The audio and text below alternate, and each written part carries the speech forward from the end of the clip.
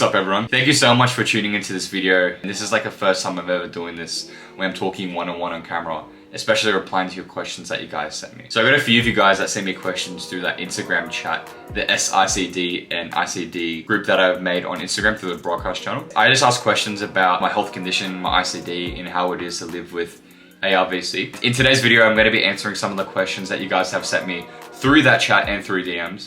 And let's get this going. First question I got in here. How many VT did you have after you were diagnosed? So with this question, I think that you mean how many times my machine would have went off. With VT, ventricular tachycardia, I've had, I think, around 6 shocks, and most of it was in the gym where I was pushing myself a little bit too hard. So the first time I remember I was doing hack squats with one of my mates, and I pushed myself way beyond my limit, and then my heart rate went up to 220.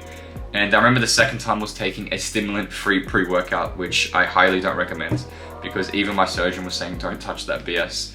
And the third time was me getting very hyped with one of my friends. And I think just gaining the adrenaline and pumping myself up. I had an episode in the gym where my machine went off doing that. And then the rest of the times was me eating out. But this is all related to my medication being way too strong, so my body wasn't used to it, so then we altered that. So far I've been good, so no issues. It's been over a year and a half and I've been sweet, no dramas and all that. Answering the rest of your question is, how did you figure out to adjust your training with this VT? Honestly, I had to take a step back and just let my ego aside. It was one of the hardest things when I trained because I loved always pushing myself heavy, especially with my legs. So I had to take a step back because otherwise I kept setting myself for failure. I kept having to always go see my surgeon, my cardiologist. We had to wonder why my heart was playing up. What I did was, well, firstly, I had to adjust my medication for my heart. So I'm on 3 medications to kind of reduce my adrenaline so my heart doesn't pump as hard. And honestly now, I stay away from all the compound movements. So I don't even do deadlifts. With squats, I do belt squats or I do Smith machine narrow squats. I don't really do much flat bench anymore. I just do incline Smith machine and I do no overhead pressing movements. So I kind of just alter my way where I focus a lot on isolation exercises and just kind of stay away from the compound movements so I just don't exert myself. Also, I incorporated a lot of cardio. So I just do a lot of fast walking on the treadmill. So I do like a 15 incline on the treadmill. I do around like 4.5 speed as well for 20-30 minutes. And then now another question, kind of based off what I've just said. So do you do any forms of cardio? And if so, which ones do you recommend?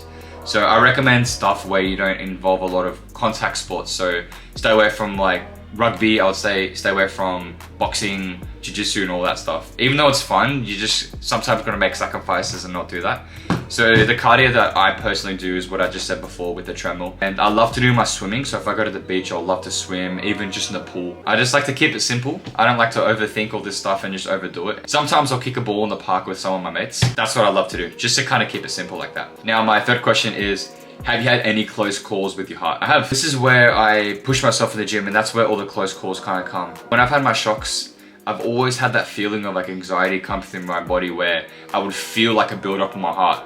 And that always kind of stressed me out. But then I kind of mastered that where I control my breathing. I kind of like just focus on reducing my heart rate through just certain techniques that I've kind of built on myself. Also as well, that's where cardio comes into part. So I kind of get my body used to exerting myself in that type of style of training, not through weights. So just kind of get used to pushing myself like that. What more stuff is, I just don't take any stimulants. I don't take any caffeine. I don't take any pre-workouts. I don't take any stimulant-free stuff. I just kind of keep it all natural. Like for my pre-workout, I just keep it banana.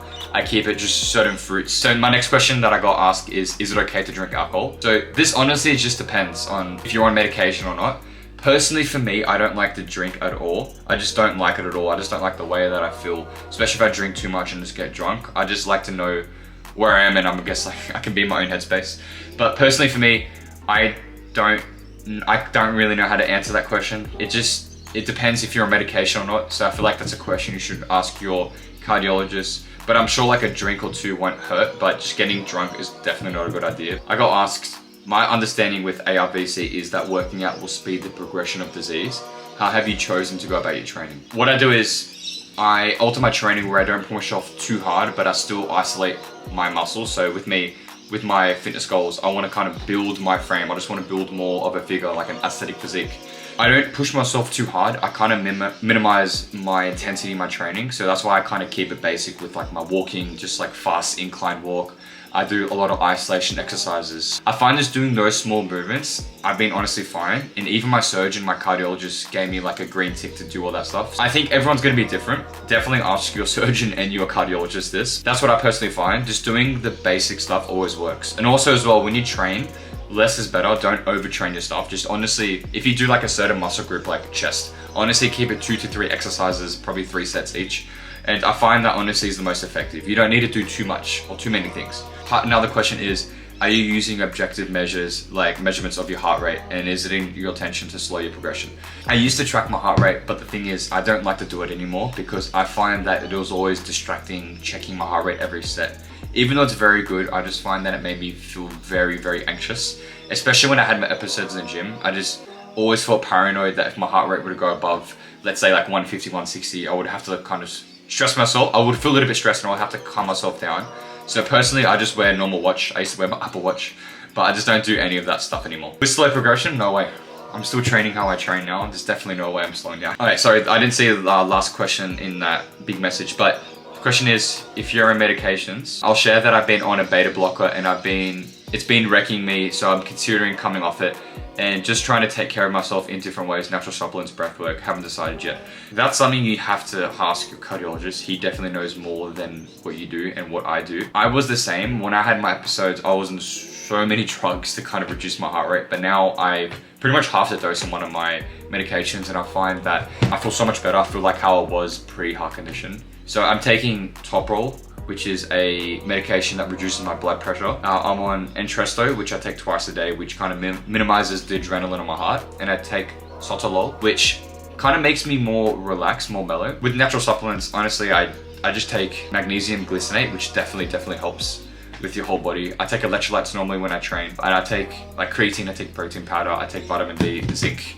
and vitamin C. I would say as well, when you train, control the way you breathe. This is how I did it. And with that medication question, just you have to ask your cardiologist. That's definitely something I kind of ask them. I'm just gonna keep saying this again, but thank you so much for all of you guys reaching out to me, because you guys are all international. I'm based in Australia and I've had people from literally all around the world reaching out to me just through that TikTok video that I made when I had my episode back in 2022.